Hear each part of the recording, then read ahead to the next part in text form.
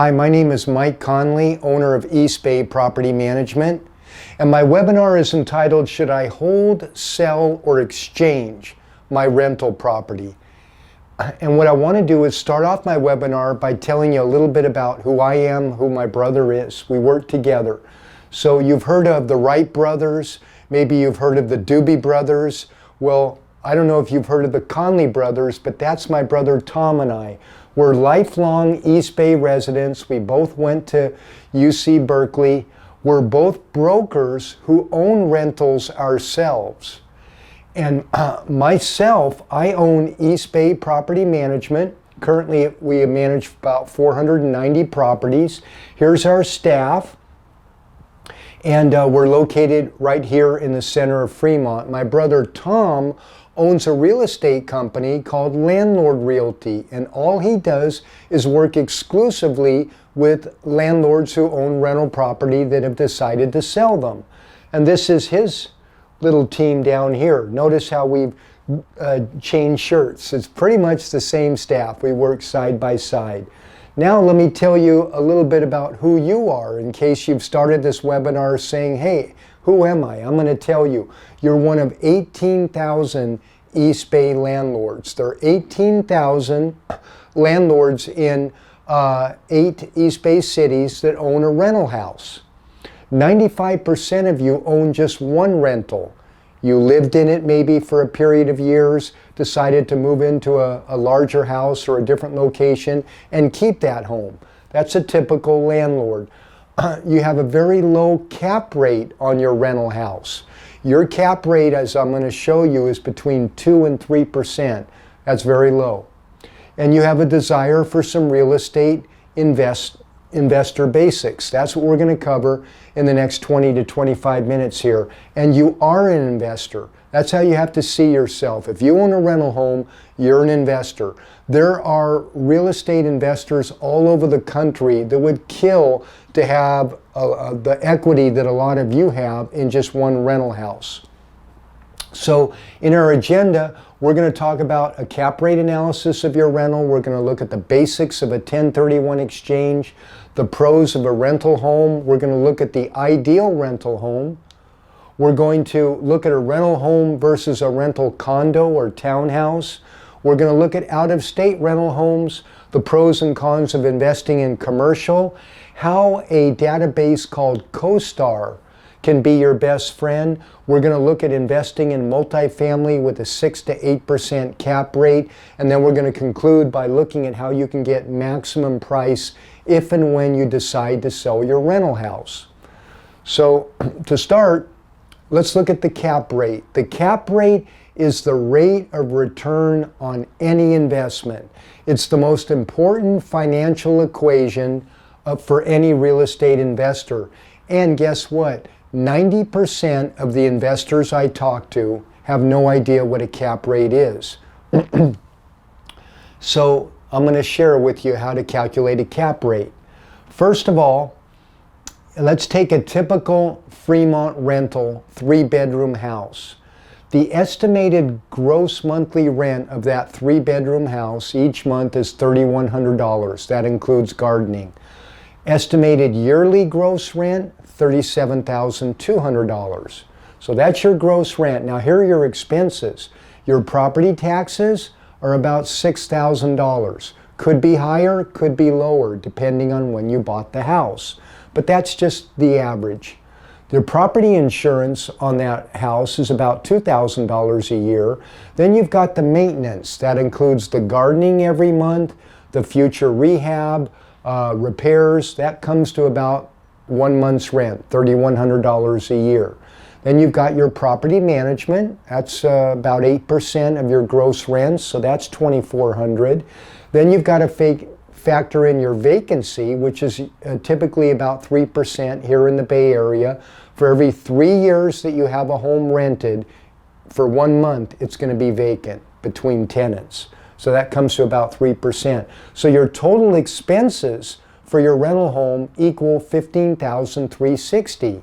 You deduct that from your yearly gross rent, of 37,200, you come out to your net operating income of 22,770. Then you take your net operating income and you divide it by what you could sell your home for today. The average home in Fremont, 3 bedrooms, is right around $975, and that is going to give you your cap rate. Net operating income divided by what you would sell the home for today. A lot of you might be saying, hey Mike, what about my mortgage? Where does my mortgage factor into this? The cap rate equation assumes that your home is paid for, even though for most of you it's not. But that your mortgage is not factored into your expenses. It assumes that the home is paid for. So when you take 22,770, divide it by 975,000, you come to a cap rate of about 2.3%. All the cap rates in the Bay Area for rental homes are between 2 and 2.5%. Now the question becomes, is this a good cap rate? And this is what I used to say. I used to say, well, that depends on your risk tolerance and what you foresee with appreciation in the coming years. But here's the reality. The current reality is that 2.3% cap rate is the worst cap rate of any type of rental property in the entire United States. You look anywhere, East Coast, West Coast, down in the South, Northeast, Northwest, any kind of rental property, apartments, warehouse, office, retail, houses, nothing's worse than 2.3%. Now, I want to look at the last 40 years, because in the last 40 years there have been 4 major real estate cycles in the Bay Area. And in every cycle, you have your recession, your recovery, your bubble, and your pop. So you go back to 1982, we had a recession there thanks to the S&L crisis. Then we had a period of recovery. In 1989, though, we had another S&L crisis along with the Loma Prieta earthquake. So we had a bubble and a pop, and then we had a recession, and then we had a recovery until the 2000 dot-com bust. Again, we had a bubble and a pop, period of recession, a long recovery right up to 2007. 2007, we had a lot of subprime lending, a lot of homes were overpriced, and we had a bubble and pop. The recession lasted 2 years, and we've been in an extended recovery. This, in fact, is the longest recovery that we've had in the last 40 years. Everybody has been predicting, when are we going to see the next bubble? When are we going to see the next pop? But that's why they call it a bubble, because you just can't see it. Now I want to show you what the Affordability Index looks like. The Affordability Index by county, if you look at in Alameda County, the median home price is $890,000 here in spring of 2020. That means that you're going to have a monthly payment, including taxes, insurance, of $4,820.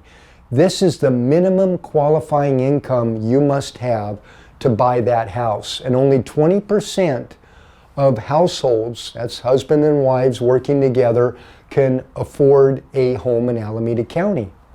Contra Costa County, it's a little different. You've got a median home price of $638,000. Here's your monthly payment. This is the minimum qualifying income. That's why 33% in Contra Costa County can afford a home. And then you look in San Francisco, the median price of a home there is over $1,500,000. This is the monthly minimum payment that you're going to have purchasing that home at 20% down. This is the minimum qualifying income. That's why only 15% of households in San Francisco can afford a house. That's why many people are moving out of the Bay Area to places like Fresno, where you have an average home price of $269,000, a monthly payment of $1,460. This is the monthly minimum income per household you need to qualify, and that's why 46% of the households in Fresno can afford to buy a house. So when the statewide affordability index averages right now currently about 20%. So this is taken from the Bay Area MLS at the very end of 2019. Let's bring it back to the East Bay here.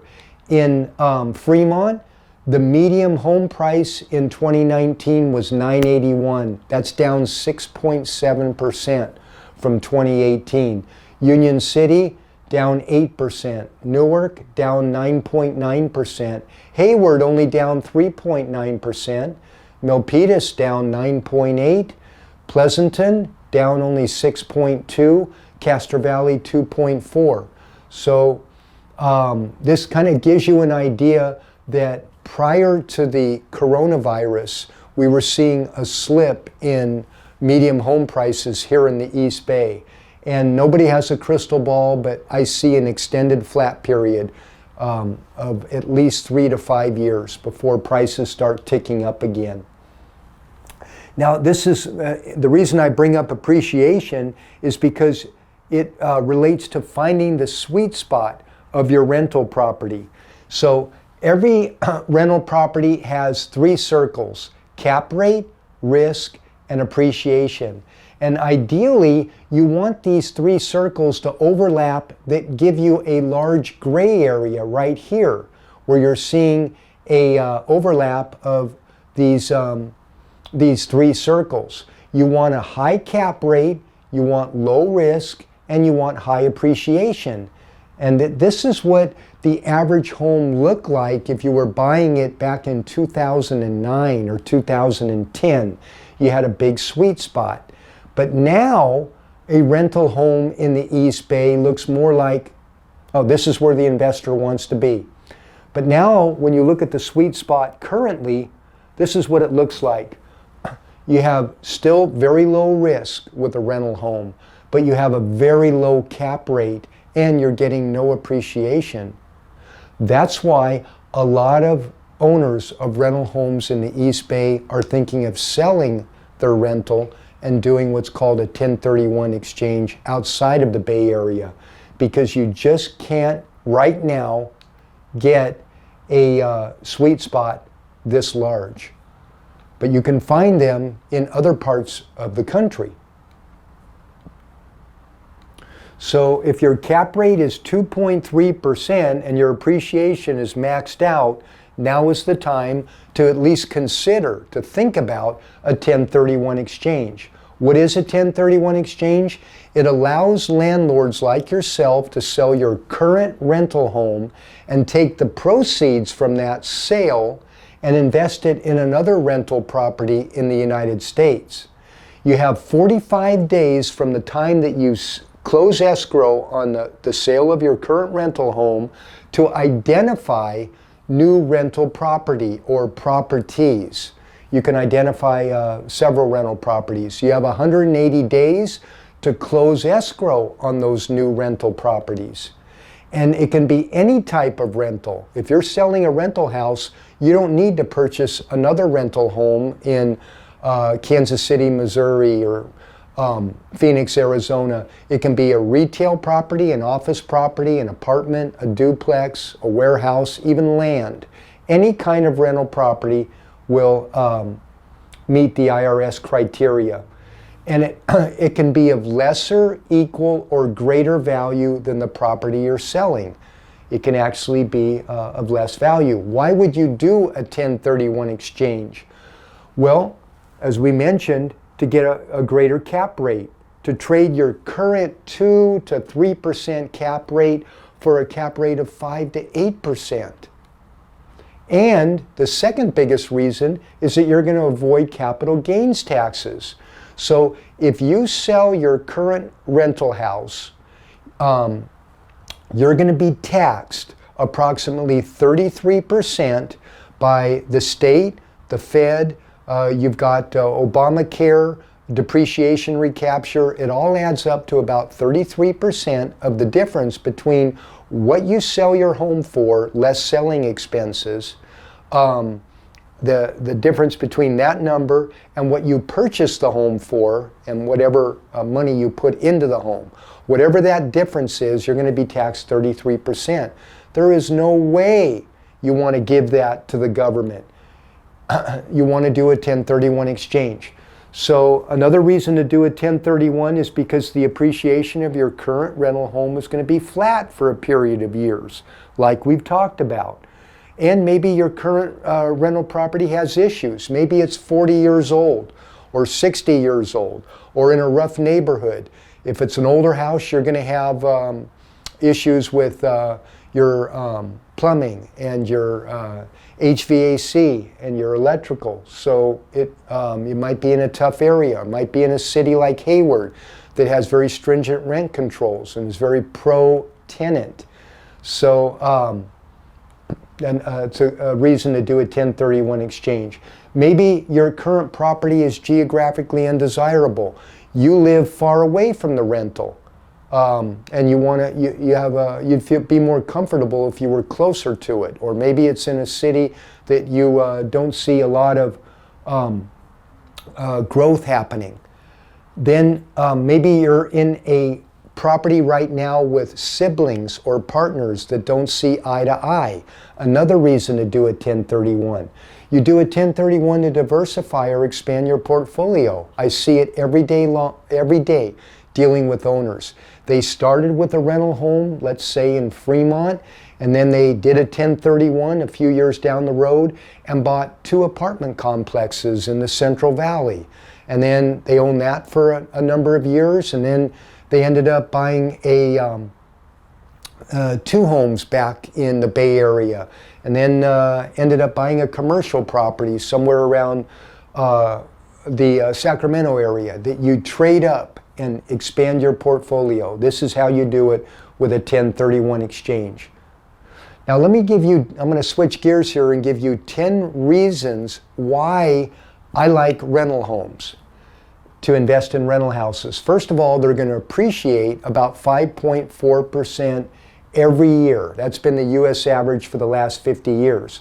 Your vacancies are much less volatile with a rental house. And the house's value is not dependent on whether it's rented or not, like it is with commercial property. Your lending restrictions are going to be more favorable than they would be with commercial property. You're going to have more buyers for your house when you get ready to sell it than you are for commercial property. When you buy a home, it's usually from an anxious seller. But when you buy a commercial property or apartment building, it's often from a seasoned investor. In turn, when you sell a home, it's to an end user. But when you sell a commercial property, it's to a seasoned investor. And a well-located home will often fare better during a recession than most apartments or commercial buildings. You can still be diversified by owning a variety of homes, and you're already familiar with being a landlord of a rental house because that's what you're doing right now. And these were all taken from Building Wealth One House at a Time by John Schwab. Great book. Now, if I had a magic wand, because I manage a lot of rental houses in the East Bay, and if I had a magic wand and could create the ideal rental house here in the East Bay, this is what it would look like. And then you can kind of see how your home compares to these. First of all, it would be 4 bedrooms or the ability to add a 4th bedroom. About 80% of rental homes in the East Bay are 3 bedroom. But when you have a 4th bedroom, you have a distinct advantage because so many people now are working out of their home. They want a 4th bedroom for an office. 1,400 to 1,600 square feet. Any bigger than that, it's overkill. Your high quality tenant doesn't need a home much bigger than 1,600 square feet.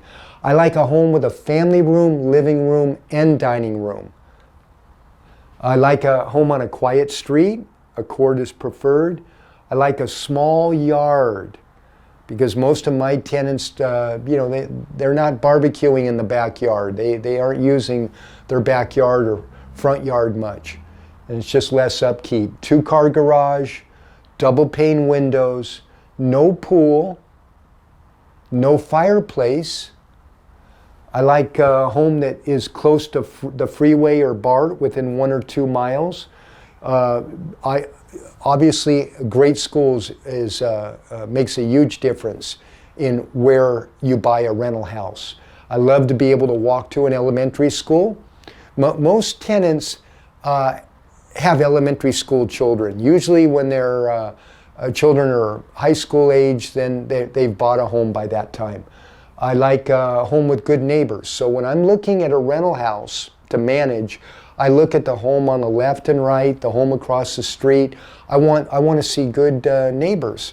Every now and then, I look at a home that I'm going to be managing and I go, oh my gosh, look at the home next door. It's a wreck. Weeds are 3 feet high and it's just not being cared for. That's going to hurt my ability to find a great tenant. You want to be in an area with low crime, close to shopping in downtown. And if it has 2 stories, I love to have a full bedroom and bathroom on the first floor for the in-laws that visit during the summer. All right? Now, investing in a rental home or rental condo, which is better? They both have pros and cons. For a condo or townhome, it's more affordable. It's usually about half the price of a home. You have a slightly higher cap rate with a condo or townhouse. You're going to attract a larger pool of applicants because it's less expensive. You're going to have lower rehab costs between the tenants. Your exterior maintenance is covered by the HOA. Your landscaping is covered by the HOA. You've got a lot of neighbors watching your property for you. There are a lot of eyes on your property. So your tenants are going to have to behave themselves. And those are the advantages of a condo townhouse. Now the pros for a home, you're going to have a little greater appreciation, less turnover. People that rent a home stay a little bit longer. You're going to be able to make modifications to the home. You're going to have no HOA fees, no special assessments like you do with a condo or townhouse. So if I had my pick, I would probably lean towards a rental house just because of the special assessments that come up every few years with homeowner associations that are not managing their budget properly. So let's see how your current rental home measures up. Okay, you're here in a single family house in the East Bay with a current 2019 value of around $900,000 if it's a 3-bed, 2-bath house. You're only getting $3,000 a month in rent. See, this is why your cap rate here in the Bay Area is so low, because the home values are just so great compared to the rent that you can get for them. That's why your cap rate is only 2.3. Now, we had a negative 4% appreciation from 2020 to 2019, or excuse me, 2019 to 2018. There is a low risk factor in a rental house. As we talked about, it's a low risk investment. But if you're managing it yourself, it's a little riskier. I give it on a scale of 1 to 5, 5 being high risk, 1 being, or excuse me, 5 being a high risk, 1 being a low risk. I give it a 1.5 if you're having a property manager manage it, 3 if you're managing it yourself. So here's your yearly gross income, $36,000. But let's just say you looked at a retail strip center in Fresno for $900,000. This is what your monthly gross rent's going to be, $8,200 instead of $3,000. You're going to have a cap rate of 6% instead of 2.3%. And guess what? Last year, 2019 to 2018, Fresno commercial went up 2% as opposed to the Bay Area going down 4%. So you've got to look, there's 250 real estate cycles in the country. Every area, has their own cycle. So the cycle down in Fresno is different than the cycle in Sacramento, which is different than the real estate cycle in the East Bay compared to Marin. A lot of different cycles that have different appreciations. Now your risk factor for a retail strip center is a little greater than it would be for a home here in the East Bay. But if you can tolerate that risk, you're going to make a lot more monthly income with a retail strip center in Fresno than you would with a single family home in the Bay Area. And so I go over in my 2-hour seminar, which is free. I hold them every 90 days here in my office. I go over all of these in greater detail, but I just wanted to give you a highlight of how your current rental home measures up to other places in the country. You want to look for the 1% rule. That's kind of the investor litmus test around the country. You want to be able to get rent that is equivalent to 1% of what you paid for the rental property. So if you paid $100,000 for a rehab rental home in Kansas City, that's about the median rental price, and you can get $1,000 a month in rent for it, you've met the 1% rule. You can't even come close to that here in the Bay Area. It's more like 0.03%. So that's the 1% rule. My motto is always live where you want to live, but invest where the numbers make sense. Now, chasing yield or cap rate outside of the Bay Area. Basically, I won't go into detail on this chart, but I have identified 12 criterion that you want to use to help you evaluate where, not just what city, but what part of the city, what neighborhood in the city you want to invest in rental real estate. And these criteria are that the cap rate must be 5% or higher, at least a 2% home appreciation over the last 12 months, population growth, household income, median rent, 2% or higher job growth, poverty level under 20%, median income up 30% since the year 2000, home values up 40% since the year 2000, neighborhood unemployment rate low, ethnic mix having 2 slices in a pie chart, and crime rate index under 500. What you want to do is use these 12 criteria. You just simply want to check the boxes. So if you're looking at a place like a suburb of Overland Park in Kansas City, and it checks 10, 11, or 12 of the boxes, that's a great place to buy rental real estate. Or Clovis or Sacramento or Central Florida. There are a number of different hot spots in the country that meet all 12 of these criteria. How does the East Bay do? It meets, I believe, 5 of them. Five of the 12 criteria. It's not a good place to buy rental real estate. Matter of fact, when somebody calls me and says, Mike, I'm interested in property management, I'm looking at buying a rental real estate property here in the East Bay, I ask them, why are you doing that? Why are you spending so much money for a rental property that is only going to produce a 2 or 3% cap rate? The benefits of investing in commercial property, retail, office, or warehouse. First of all, you can get a higher cap rate because you're going to have less competition. You're going to have fewer headaches, often but not always, with the property itself and the tenant. You're going to have a stable cash flow. You're going to be able often to get a longer lease. You can get bumps in rent. Your tenants sometimes will pay the taxes, insurance, and maintenance. And you've got multiple ways to add value to that property with reduced vacancy, rehab, raising the rent, making improvements, reducing expenses. The one caveat of owning commercial property, you have to hustle to fill a vacancy.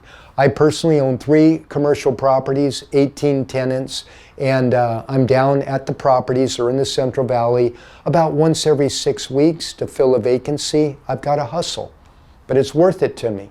Let me give you a short case study of investing in commercial real estate with a 1031, and this is me personally. Okay, I was partners in a retail center here in Fremont, an area called Irvington, and we had a number of retail tenants producing about a 5% cap rate, but the anchor tenant was struggling. We had partners, my 2 brothers and I, we had different goals, and we ended up selling the property rather, in November of 2017 to a home builder. They changed the zoning and were able to build high-density residential homes, 80 of them, on the 4-acre site. So we all went our separate ways. I did a 1031 exchange into 3 commercial properties in the Central Valley. The first property was a 13-tenant retail building in Clovis, 11,850 square feet. I purchased it for $1,160,000, and this is my net operating income, $103,000, an 8.8% cap rate, compared to a 2.3% cap rate for a home here in the East Bay. Then the second property I bought, remember I only had 180 days to close on these properties in order to avoid a large 33% capital gains tax.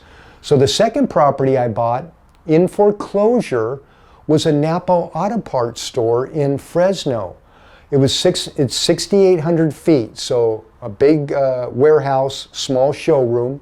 I purchased it from the bank for $402,000. Here's my net operating income, $30,876. That's a 7.7% cap rate with an A1 tenant that signs 5-year leases like clockwork. They've been there 15 years.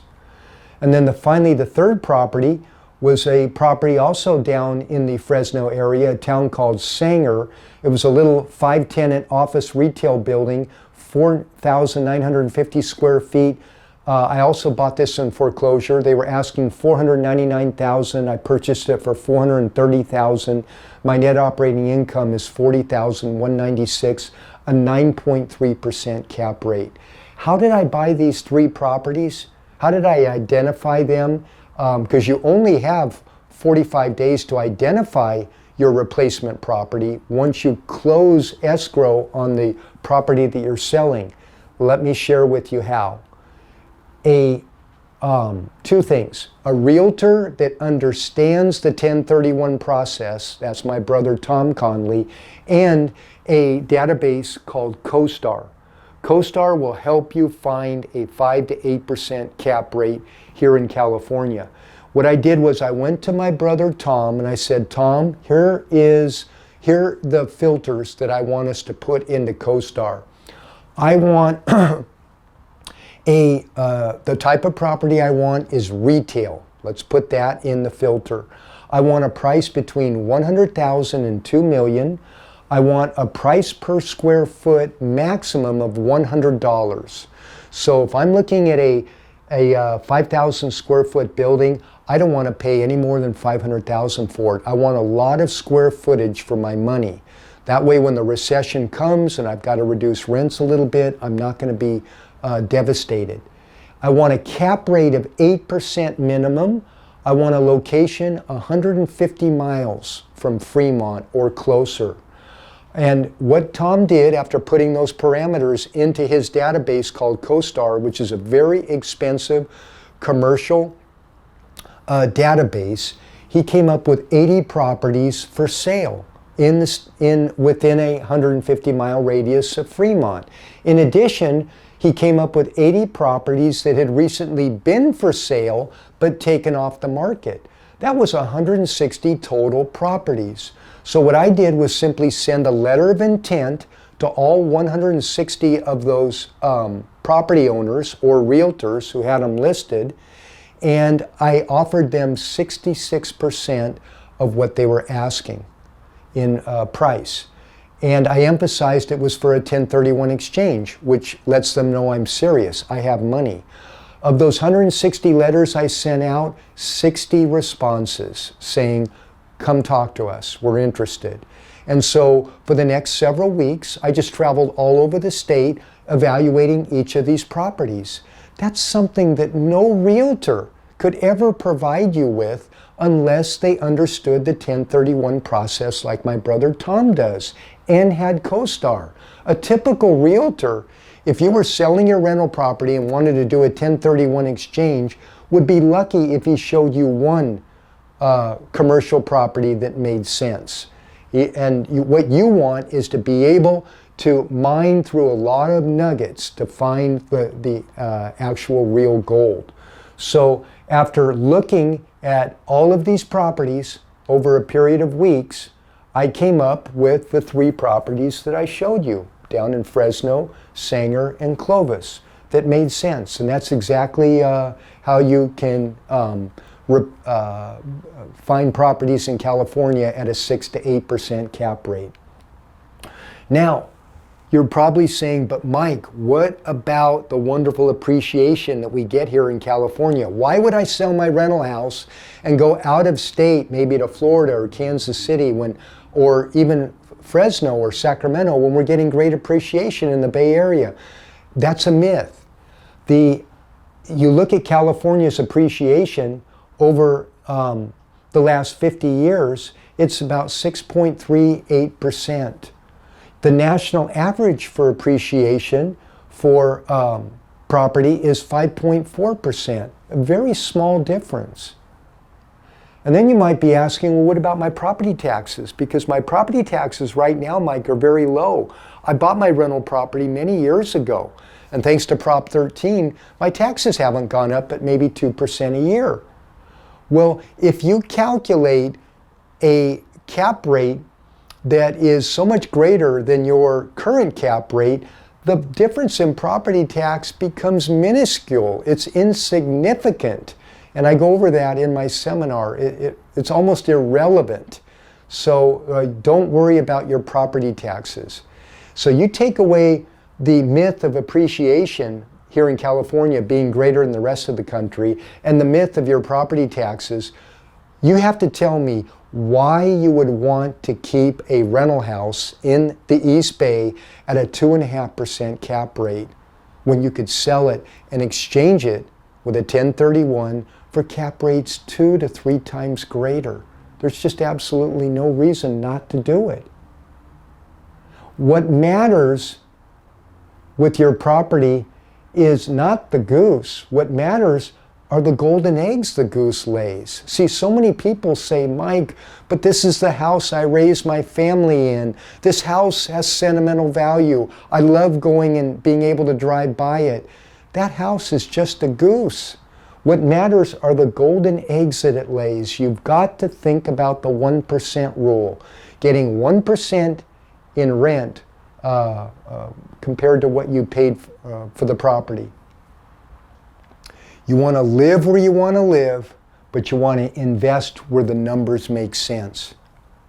Now, let me talk just for a minute on my brother Tom. Okay, he owns a company called Landlord Realty, and his whole motto is selling your rental home at maximum price. And Tom is a landlord himself. You know, only 5% of realtors own rental property themselves. Tom owns a number of rental properties. He's done several 1031 exchanges himself. All of his rental property is here in the East Bay, most of it in Hayward. He understands tenants. He knows rehab. So what he's going to do is go into the home with you prior to the tenant moving out, and he's going to go in with his board, and his board has all the samples of laminate and tile, kitchen cabinets, baseboards. He's going to talk about recessed lighting. He's going to talk about what's needed for your yard. He's going to talk about rehab because he knows it. He knows just the right amount of rehab too, to where every dollar you put into rehab, you're going to get at least $1.25, $1.50 added to the sales price. And of course, he's experienced with the 1031 process. As I mentioned, he can help you identify replacement property. So this is my brother Tom. Bottom line is he's going to sell your rental at the maximum price. Now here's just an example of some homes that he sold recently. This home here was in Pleasanton, 3-bed, 2-bath, and he did a CMA on the home in as-is condition, and it came to $840,000 if they'd sold it as is. This is after the tenants moved out. But Tom and the owner were able to agree to do $75,000 in rehab, which Tom paid for himself, and then was reimbursed at the close of escrow. But the owner did not have $75,000 to put into it. Tom fronted the rehab, which he would do for you, and no markup, no contractor fee or anything like that. And by putting $75,000 in rehab, he was able to sell it for $1,010,000, which put an extra $95,000 in the owner's pocket. You never want to sell a rental home as is. You want to do the rehab yourself. Don't give that sweat equity to the buyer.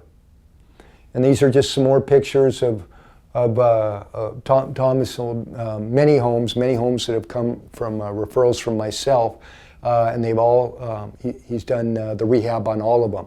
So if you wait for perfect conditions, you'll never get anything done. It's one of my favorite scriptures.